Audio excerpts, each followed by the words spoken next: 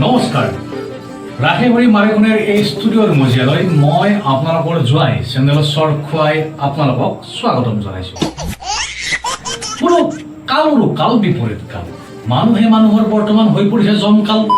আৰে কি যে জঞ্জাল, এয়াইতো হৈছে কৰোণা কাল। মোৰ যে শহুৰ দেউতা বেংকত চাকৰি কৰে, মোৰ শাহুমা আকৌ বিৰাট চাফা মানে অকণমান দৰকাৰতকৈ বেছি। তেখেতে সিদিনাখন ডক্টৰক কিবা এটা কথা সুধিবলৈ ফোন লগালে কৰোণাৰ বিষয়ে। হেল্ল' ছাৰ, আমাৰ মানে এওঁ অফিচৰ পৰা ঘৰলৈ অহাৰ পাছতে মই তেখেতক চেনিটাইজাৰেৰে হাত দুখন ভালকৈ পৰিষ্কাৰকৈ ধুবলৈ দিওঁ। তাৰ পাছত মই তুলসী পাত খাবলৈ দিওঁ। তাৰ পাছত মই গৰম পানীৰে ডেটল চাবোন ঘঁহি ভালকৈ গাটো ধুবলৈ দিওঁ। তাৰ পাছত মই গৰম পানীত চাৰ্ফ এক্সেল দি তেখেতৰ কাপোৰখিনি তাক মই ভিজাই থবলৈ দিওঁ। তাৰ পাছত মই গৰম পানীৰ ভাপ শুঙিবলৈ দিওঁ। তাৰ পাছত মই কেঁচা হালধিৰ ৰস খাবলৈ দিওঁ। আৰু তাৰ পাছত মই তেখেতক এই আদা মই মাংস বনোৱা নাই, মানে লং ইলাচিৰে তেখেতক মই ধুনীয়াকৈ একাপ চাহ দিওঁ। এতিয়া মানে ছাৰ, এইখিনি কৰাৰ পাছত আমাৰ এওঁ কৰোণামুক্ত হ'বনে? ডক্টৰ অবাক, ডক্টৰটো কিবা এটা ক'ব লাগিল। ডক্টৰে শাহুমাক ক'লে, বাইদেউ তেতিয়াও যদি আপোনাৰ সন্দেহ নকমে, আপুনি এটা কাম কৰিব পাৰে। ডাঙৰ প্ৰেছাৰ কুকাৰ এটা লৈ তাত আপোনাৰ হাজবেণ্ডক ভৰোৱাই 2টা চিটি লগাই দিব পাৰে। বাছ, খেলা খতম। সিদিনাৰ পৰা আমাৰ শাহুমায়ে বজাৰে ঘূৰি ডাঙৰ প্ৰেছাৰ কুকাৰ বিচাৰি ফুৰিছে। এইটো কথা আকৌ আপোনালোকে ঘৰত কৈ নিদিব দেই। এইটো আপোনালোকৰ আৰু মোৰ মাজৰ কথা, এইটো আমাৰ ঘৰৰ কথা আপোনালোকক কৈছোঁ আৰু, কাৰণ মই আপোনালোকৰ জোৱাই ন।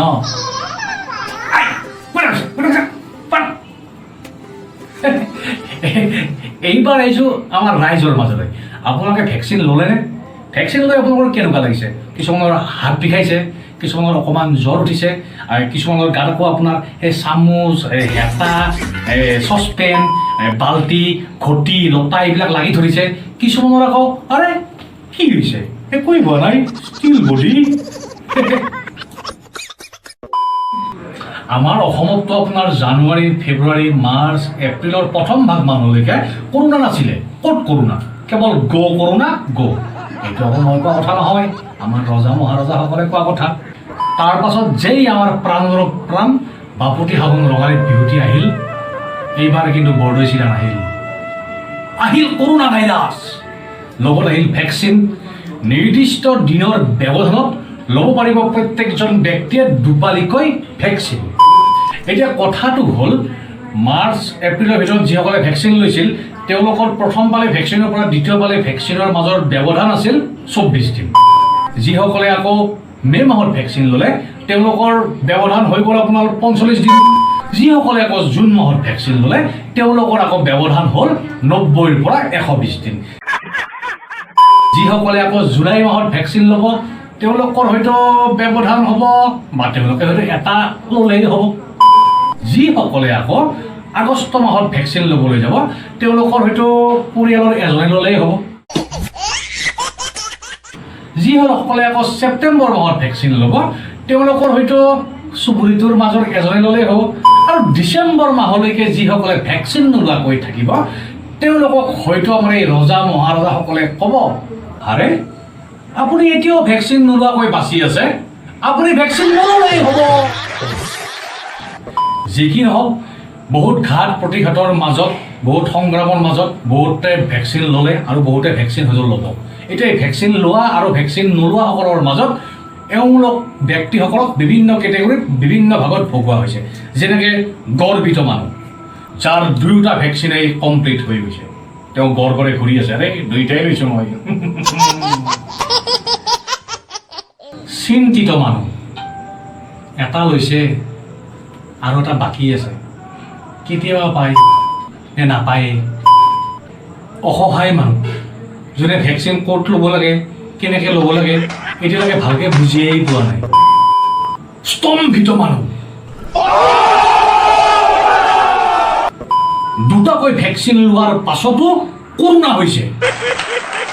হতাশা মানুহ, অনলাইন বুকিং চায়েই আছে ভেকচিন চাওঁতে ওঠত ভেচলিন লগাব হৈছে কিন্তু ভেকচিনৰ পোৱা নাই আৰু এচাম আছে বীৰ মানুহ যোনে এই কৰোণা মহামাৰীৰ এই ভয়ংকৰ ৰূপ দেখাৰ পাছতো মাস্ক নামাৰে ভেকচিনো নলয় গোটেইখন পিলাই ঘূৰি আছে